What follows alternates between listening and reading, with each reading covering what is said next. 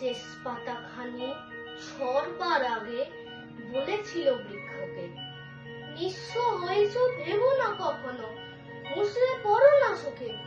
মাথা উঁচু করে ঠেকেছে বৃক্ষ যেন এক কঙ্কাল, প্রসারিত করে আকাশের দিকে পাতা ছাড়া যত ডাল।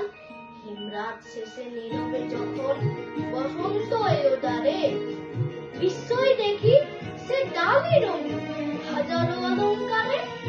যে বিবর্ণ ঝরা পাতাগুলো পুরাই দিয়েছে সব, প্রিয় অরণ্যে রেখে গেছে এই বসন্ত উৎসব। নীলদিগন্তে ওই ফুলের আগুন লাগলো লাগলো, নীলদিগন্তে ওই ফুলের আগুন লাগলো লাগলো, নীলদিগন্তে বসন্তে সৌরভের শিখা